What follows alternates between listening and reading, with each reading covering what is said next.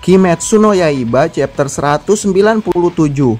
Setelah pada chapter sebelumnya kita telah mengetahui bahwa ternyata di saat Tamayo berhasil memasukkan obat ke dalam tubuh Muzan dengan mengorbankan nyawanya, Tamayo tidak hanya memasukkan satu obat untuk mengubah iblis menjadi manusia saja pada tubuh Muzan. Ternyata Tamayo memasukkan 4 obat sekaligus ke dalam tubuh Muzan, yaitu obat pengubah iblis menjadi manusia, obat penuaan, obat penghambat sel, dan obat penghancur sel, yang membuat kekuatan Muzan semakin melemah dan kecepatannya semakin menurun. Dan dengan efek obat tersebut, Muzan yang sebelumnya mampu dengan mudah menghadapi para pilar yang berkumpul sekalipun, sekarang dengan hanya bertarung melawan Tanjiro dan Iguro saja, Muzan sudah benar-benar kewalahan. Lalu kejadian menarik apa saja yang terjadi pada chapter kali ini? Mari kita bahas satu persatu.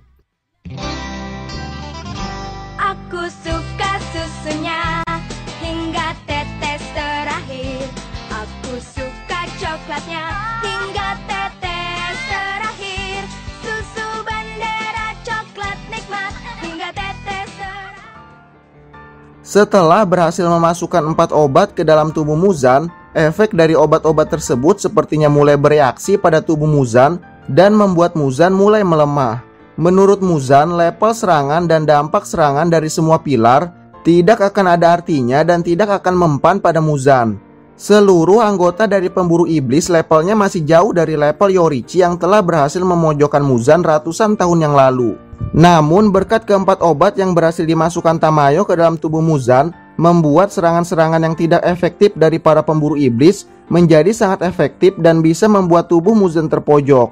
Dan karena keempat obat tersebut adalah obat yang baru dikenal oleh Muzan dan sangat berbeda dengan obat yang digunakan Shinobu untuk membunuh Doma, sang iblis bulan atas nomor 2, Muzan membutuhkan banyak waktu untuk dapat menganalisa dan menguraikan obat tersebut dari dalam tubuhnya. Lalu apakah Muzan akan berhasil menguraikan keempat obat tersebut dari dalam tubuhnya? Di mana Muzan juga harus kejar-kejaran dengan waktu yang semakin sedikit hingga matahari terbit yang akan menghancurkan tubuhnya. Ditambah lagi, Muzan juga harus bertarung menghadapi Tanjiro dan Iguro yang masih bisa bertahan, yang membuat Muzan tidak bisa fokus kepada penguraian keempat obat yang ada di dalam tubuhnya. Dan jika pada akhirnya Muzan benar-benar tidak bisa fokus untuk menguraikan keempat obat yang dimasukkan Tamayo ke dalam tubuhnya karena harus bertarung melawan Tanjiro dan Iguro, maka besar kemungkinan kalau Muzan akan terbakar oleh cahaya matahari dan hancur. Namun tentu saja akan ada kemungkinan lain juga, mengingat bahwa saat ini Nezuko juga telah berada di area tempat pertarungan Muzan melawan para pemburu iblis.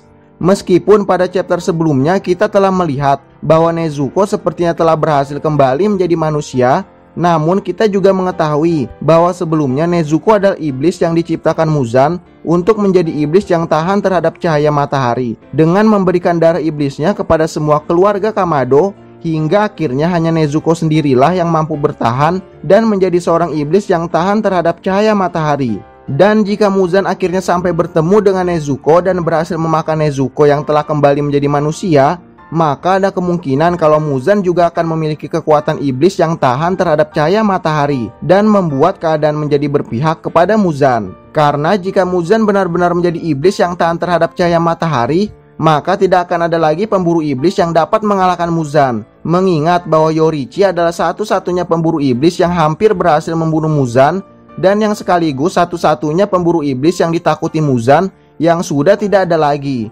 Dan Tamayo sang pembuat obat untuk membunuh Muzan yang juga sudah tidak ada lagi. Sedangkan menurut Muzan, para pemburu iblis angkatan sekarang sama sekali tidak akan mampu untuk mengalahkannya jika bukan karena efek obat buatan Tamayo.